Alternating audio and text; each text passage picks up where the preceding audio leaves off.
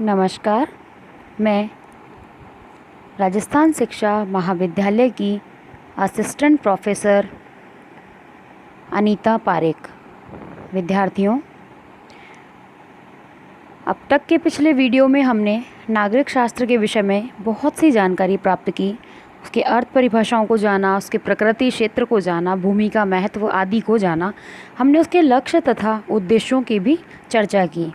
लक्ष्य तथा उद्देश्यों की चर्चा में हमने नागरिक शास्त्र शिक्षण के क्या लक्ष्य होते हैं तथा क्या उद्देश्य होते हैं, इनका अध्ययन हमारे पिछले वीडियो में किया था।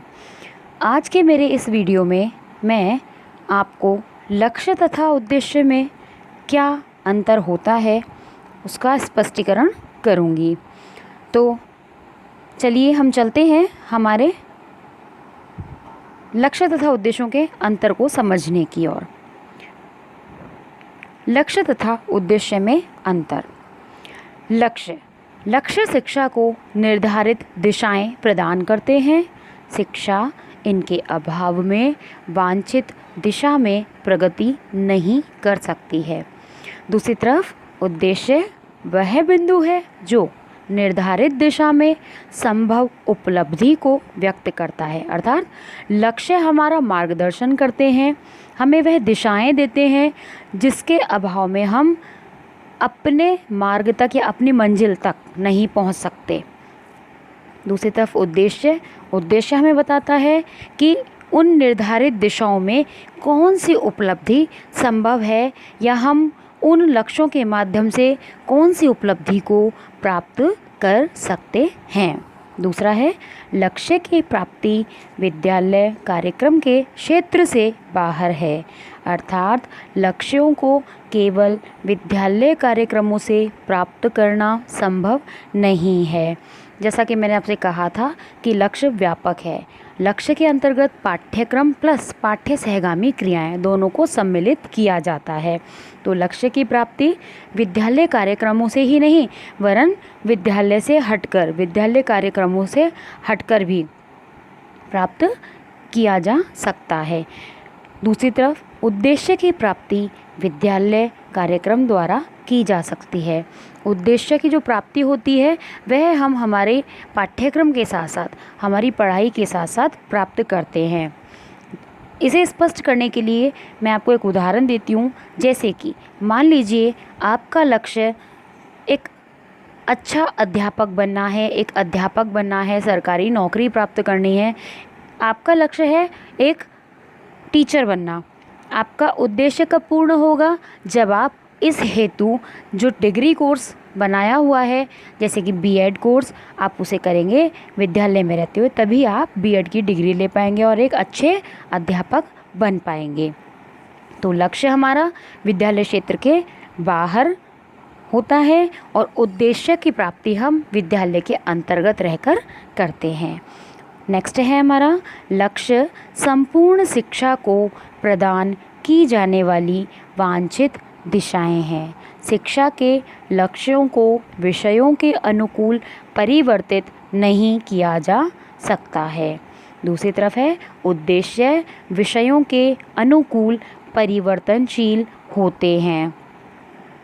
जैसा मैंने अभी आपसे कहा था कि हमें टीचर बनना है, तो इसके लिए हमने लक्ष्य निर्धारित किया कि हमें ये विषय लेने हैं, हमें इन विषयों को लेकर इस मार्ग पर चलना है। तो वह लक्ष्य हमारा मार्गदर्शन करता चला जाता है। और शिक्षा के जो लक्ष्य होते हैं वह विषयों के अनुसार परिवर्तित नहीं होते हैं, जबकि उद्देश्य हमारे जो हैं, जैसे मैं आपको आज ये पाठ पढ़ा रही हूँ, तो इसका जो उद्देश्य है वह सिर्फ इस पाठ तक ही सीमित है। तो उद्देश्य विषय के अनुसार परिवर्तनशील होते हैं। अगला है शैक्षिक लक्ष्यों की प्राप्ति निश्चित नहीं है। यह आवश्यक नहीं है कि हमारे शैक्षिक लक्ष्य हमें प्राप्त हो ही जाएं। मैं डॉक्टर बनना चाहती हूँ, लेकिन क्या ये ज़रूरी है कि मैं डॉक्टर बन ही जाऊँ? तो शैक्षिक लक्ष्य प्राप्त हो यह निश्चित नहीं होता। यह प्राप्त हो भी सकते हैं और नहीं भी।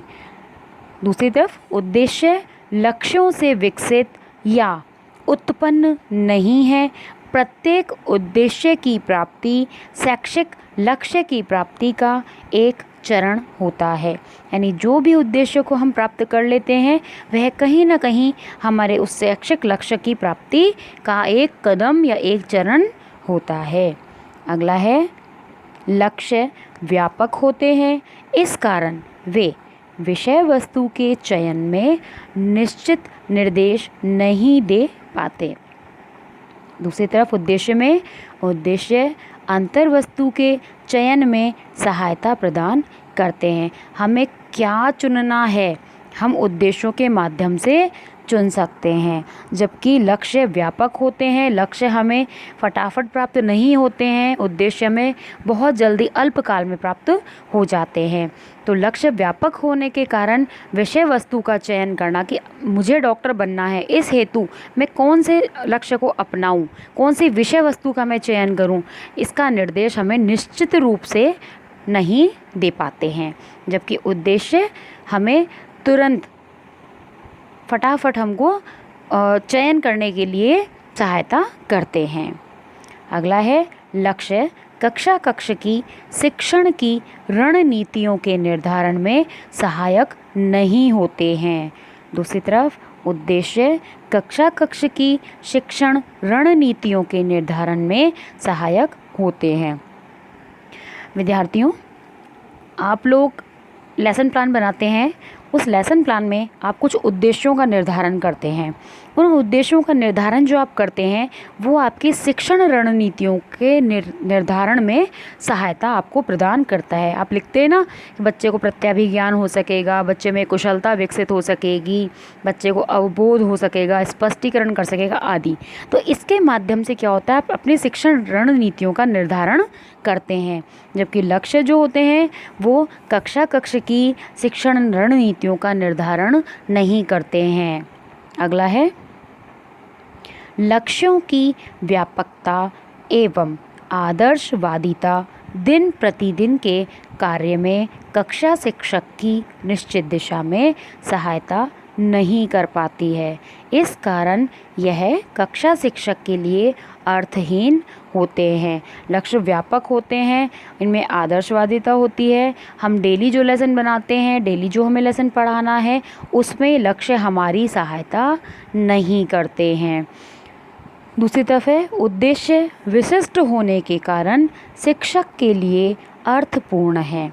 उद्देश्य निर्देशात्मक आयोजन, छात्रों के निर्देशन आदि में शिक्षक की सहायता करते हैं। अगला है, लक्ष्य एक सामान्य कथन है और दूसरी तरफ उद्देश्य एक निश्चित एवं विशिष्ट कथन है। तो विद्यार्थियों, ये कुछ लक्ष्य और उद्देश्यों में अंतर था। अब आप देखेंगे कि विद्यालय पाठ्यक्रम में विभिन्न स्तरों पर विभिन्न लक्ष्यों और उद्देश्यों का निर्धारण किया गया है। तो अब हम जानेंगे कि इन विभिन्न स्तरों पर इनका निर्धारण किस तरह से किया गया है। विभिन्न स्तरों पर नागरिक शास्त्र शिक्षण के लक्ष्य। सबसे पहला है हमारा प्राथमिक स्तर पर। प्राथमिक स्तर पर जैसा कि हम सब जानते हैं कि प्राथमिक स्तर में कक्षा 1 से 5 तक आती है। इस स्तर के जो छात्र होते हैं वे कहानियाँ कहना, सुनना आदि पसंद करते हैं। इसके अलावा उनकी आयु ऐसी होती है कि उनको सरलता से प्रभावित किया जा सकता है। आपने छोटे बच्चों को देखा होगा, छोटे बच्चे कहानियों में बहुत इंटरेस्ट लेते हैं ना। छोटे बच्चे कहानी के माध्यम से बहुत सारी चीज़ें, बहुत सारे नैतिक गुण, चारित्रिक गुण सीखते हैं और इनकी आयु भी ऐसी है क्योंकि छोटे बच्चे हैं, इन्हें हम सरलता से प्रभावित कर सकते हैं। अतः इस समय इनके अंदर जिन आदतों और गुणों का विकास किया जाएगा वही उनके भावी जीवन की आधारशिला का कार्य करेगी। इसलिए इस स्तर पर नागरिक शास्त्र शिक्षण के निम्न उद्देश्य होते हैं। पहला है राष्ट्रीय एकता के प्रतीकों के प्रति सम्मान तथा अपनत्व की भावना का विकास करना। दूसरा है स्थानीय संस्थाओं एवं नेताओं से अवगत कराना। तीसरा, छात्रों की मानसिक शक्तियों का विकास करना। चौथा है छात्रों में चारित्रिक गुणों का विकास करना। पांचवा, छात्रों में अंतर्राष्ट्रीय भावना के विकास के लिए पृष्ठभूमि तैयार करना। अगला, छात्रों में देश प्रेम एवं राष्ट्रीय भावना का विकास करना।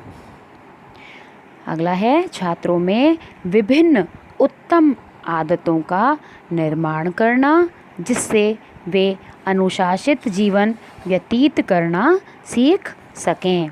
तो ये कुछ प्राथमिक स्तर पर नागरिक शास्त्र शिक्षण के लक्ष्य हैं। अब हम माध्यमिक स्तर पर नागरिक शास्त्र शिक्षण के जो लक्ष्य हैं उनका अध्ययन करेंगे। माध्यमिक स्तर पर नागरिक शास्त्र शिक्षण के लक्ष्य, जैसा कि हम सब जानते हैं कि इस स्तर के छात्र किशोरावस्था के निकट पहुंचने लगते हैं। इनकी मानसिक शक्तियों का कुछ सीमा तक विकास हो जाता है।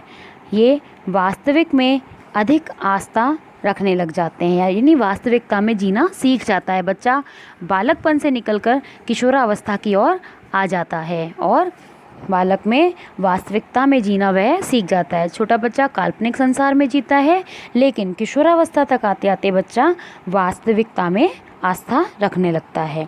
अतः इस स्तर पर हमें नागरिक शास्त्र शिक्षण में निम्नलिखित उद्देश्यों या लक्ष्यों को ध्यान में रखकर शिक्षा दी जानी चाहिए। पहला है स्थानीय शासन से विद्यार्थियों को परिचित कराना। दूसरा, शासन के स्वरूप से अवगत कराना। तीसरा है वैज्ञानिक दृष्टिकोण के निर्माण के लिए कार्य करना। चौथा, छात्रों की सामाजिक शक्तियों का विकास करना। पांचवा, राष्ट्रीय एवं सामाजिक समस्याओं से अवगत कराना। छठा है नागरिक गुणों के विकास के लिए व्यवहारिकता पर बल देना। सातवां है छात्रों को आधुनिकीकरण की प्रक्रिया से सरल उदाहरणों द्वारा अवगत कराना। नेक्स्ट है हमारा चारित्रिक गुणों एवं अनुशासित जीवन के अंगों को दृढ़ बनाना। नेक्स्ट है देश की सामाजिक, राजनैतिक, आर्थिक समस्याओं की जानकारी प्रदान करना। और अंतिम हमारा है राष्ट्रीय एवं अंतर्राष्ट्रीय सद्भावना का विकास करना। तो विद्यार्थियों, माध्यमिक स्तर पर विद्यार्थी को नागरिक शास्त्र के अंतर्गत निम्न लक्ष्यों की या उद्देश्यों की शिक्षा दी जानी चाहिए। उनमें चारित्रिक गुणों के साथ साथ नागरिक गुणों का विकास करना चाहिए। अच्छा नागरिक बनने की उन्हें शिक्षा दी जानी चाहिए। उन्हें स्थानीय जो शासन है हमारा, उससे उन्हें अवगत करवाया जाना चाहिए।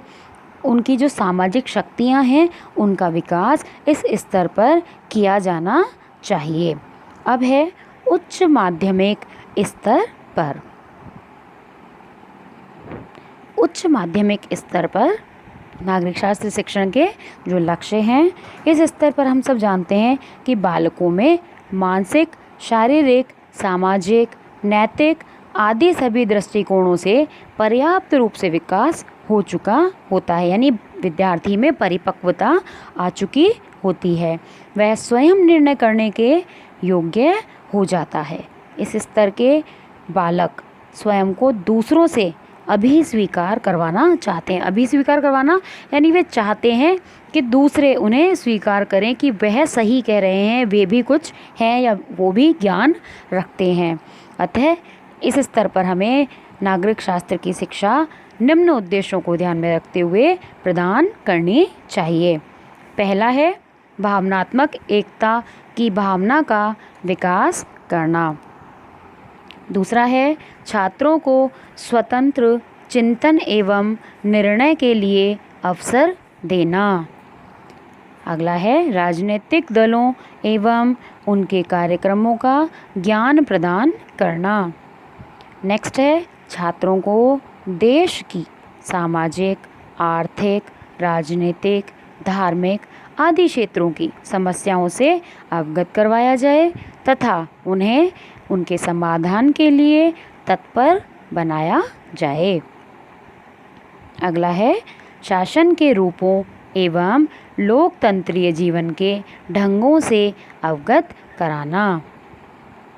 नेक्स्ट है नैतिक चरित्र के गुणों का विकास उदाहरण एवं व्यवहारिक क्रियाओं के माध्यम से कराना। अगला है छात्रों में राष्ट्रीय व अंतर्राष्ट्रीय सद्भावना को दृढ़ बनाना। नेक्स्ट है छात्रों में नागरिक कुशलता एवं दायित्व समझने की भावना का विकास करना।